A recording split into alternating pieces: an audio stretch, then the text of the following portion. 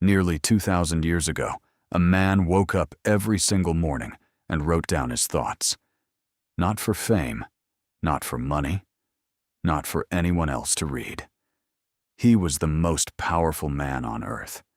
And yet, he spent his mornings reminding himself to stay humble, stay focused, and stay disciplined. That man was Marcus Aurelius, Roman emperor, Stoic philosopher, and arguably the greatest example of self-mastery in all of human history. Today, we're breaking down his exact rules for self-discipline, rules that are just as powerful right now in your life as they were 2,000 years ago. Most people think discipline is about willpower, about pushing through pain, about grinding until you break. Marcus Aurelius knew something different. True discipline, he believed, wasn't about force.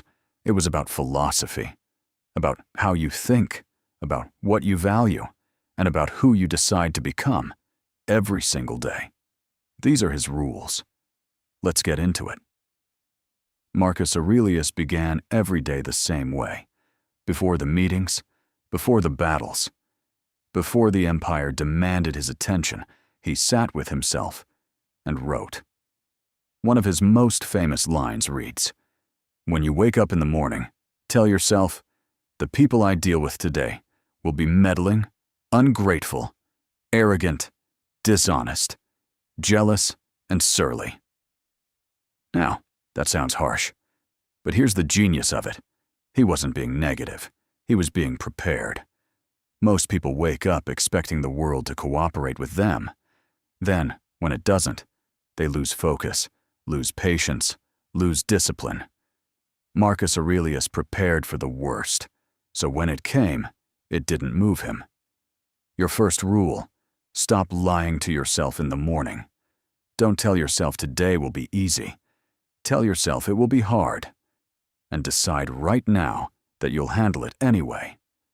This is the foundation of Stoic discipline, and nobody lived it better than Marcus Aurelius. He wrote, "You have power over your mind, not outside events. Realize this, and you will find strength." Think about how much energy you waste every day on things completely outside your control. What people think of you, whether the market goes up or down, whether someone responds to your message. That's not discipline. That's distraction dressed up as effort. Marcus Aurelius built an empire while facing plagues, wars, betrayals, and loss. And through all of it, he kept returning to one simple question. Is this in my control? If yes, act. If no, release it. That single habit, practiced daily, will do more for your focus and discipline than any productivity app or morning routine you'll ever find. There's a reason Marcus Aurelius kept his journal private. It was never meant to be read. It was never meant to impress anyone. It was just him, doing the work of becoming better, with zero audience. This is one of the most powerful and most ignored rules of self-discipline. Stop performing discipline and start practicing it. In today's world, it's easy to film yourself waking up at 5 a.m. Easy to post your gym selfie. Easy to announce your goals to everyone you know. Marcus Aurelius built one of the greatest empires in history in silence. His discipline wasn't a brand. It was a practice. The real question isn't, can you be disciplined when people are watching? It's, can you be disciplined when nobody is? Marcus Aurelius wrote one of the most powerful lines on resilience ever put to paper. The impediment to action advances action.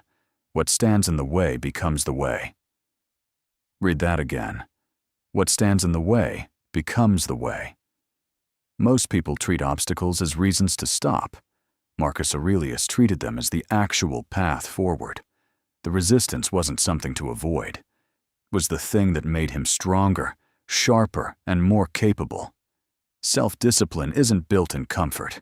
It's built in friction. Every time you want to quit and don't, that's discipline. Every time you choose the hard thing over the easy thing, that's discipline. Every obstacle, every setback, every hard morning, is fuel, if you decide to use it that way. This one will hit hard. Marcus Aurelius wrote, "Waste no more time arguing about what a good man should be. Be one." We live in an age of intention. People talk endlessly about what they're going to do, what they're planning, what they're working to fortugom.